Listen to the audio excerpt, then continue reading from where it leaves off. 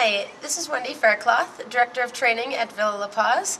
Today we are going to talk about the importance of your dog's name response. I know every dog knows its name, but there are a lot of dogs who will not respond to their names if they're distracted. Like they're at the dog park, they're playing with other dogs, they won't recall off of other dogs. On a walk, a lot of dogs will have the barrier frustration if they're walking down the road and there's a dog that's running the fence. Again, they're not going to respond to their name. If they ever get out the front door and you try to call them, they do not have a response to their name. So we are going to show some examples of how to get a nice name response from your dog. This is my little dog here, Saranac. She is 17 weeks old and she is a whippet. It's very important to me that this dog understands her name and how to respond to it. I'm going to go over a few steps that's going to help build a nice name response in your dog. Now mind you, these steps take lots of repetition, so it doesn't happen overnight. You see a very quick, a dramatic response to their name, but then as you go through the steps, sometimes you might see their name response go down a little bit. So this does take a few months, and this can be done with a dog at any age. And regardless if it's a new rescue dog and you just get this 5-year-old dog that comes into your house, you can still do the same thing and create a positive association to their name. So it makes no difference about the dog's ages. It does help to start when they're younger, of course, but it doesn't matter the age as long as you build that positive association. So what I'm going to do, the first step in teaching a dog the name response for you is, everybody walks their dogs. So as I'm walking my dog down the street or the sidewalk, I'm going to call my dog's name. When I call her name and she turns and responds, now mind you, there's not very much distraction out there when we're walking our dogs. Maybe a little bit. Saranac, yes, good. So she responds to her name. So I'm going to give her a reward. I happen to be using food. Food's the easiest thing to start with. But if you have a dog that's ball-driven, likes a tug toy, just is super excited by the sound of your voice, whatever excites your dog, whatever your dog values or views as a reward, you can use. So I'm going to call her name, Saranac. Yes, she's going to come in. I'm going to mark it. I'm going to give her a piece of food. And then we continue moving about. So if she gets distracted, she starts looking around. Saranac, Saranac, yes, good. I say her name, I mark it with, I use a marker word being yes. Girl, Saranac, yes, girl. So I might do this, Saranac, yes.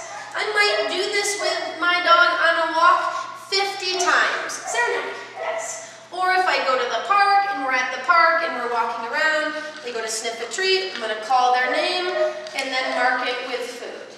So that's the first step. Saranac, yes. Okay, the second step is once you get that initial reaction to their name, we're going to add in distraction. A little bit of distraction, whether the distraction be another dog, whether you're at the park, around a ducks, or sees other dogs in the distance, and you're going to use that same technique of that name response, adding a little bit of distraction.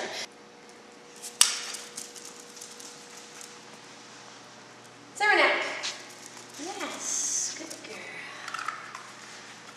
So she was interested in another dog, sniffing another dog. I call her, I give her food. I don't give her an obedience command. When she comes, I don't take her away from what what the distraction is. I reward her for coming and allow her to go back again. Saranac. Yes. Good girl. Good. Very nice. So all she has to do is come in and basically touch me and get her a piece of food. And other than that, she gets to do what she wants. Because often when we call our dogs, we call them and we take them away from whatever it is they're doing, whether they're at the dog park playing with other dogs, they're doing something in the backyard they're not supposed to. So when we call our dogs, we don't often reward them for coming. So that's the next step. Okay, and the third and final step is you're going to add, this is something that I can control, because we can't usually control other dogs, but I can control the food there.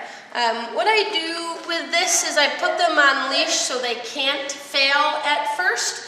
I put them on leash. Notice I have a little target there with some treats in there. And what I'm going to do is I'm going to put a treat in there, and she's going to look at it and want to go to it, and then I'm going to essentially call her off of it. So I'm going to put a piece of food in my target. Free. I'm going to release her. Saranac. Yes, good. She looks away from the food. She responds to her name. Saranac. Yes, good girl. Very nice. Saranac.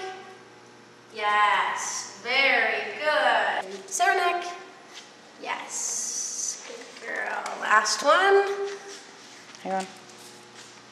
Saranac. Yay, there.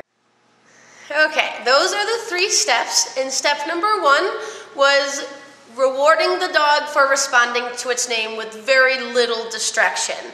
Step number 2, up the distraction a little bit. We used another dog. You can use just about anything.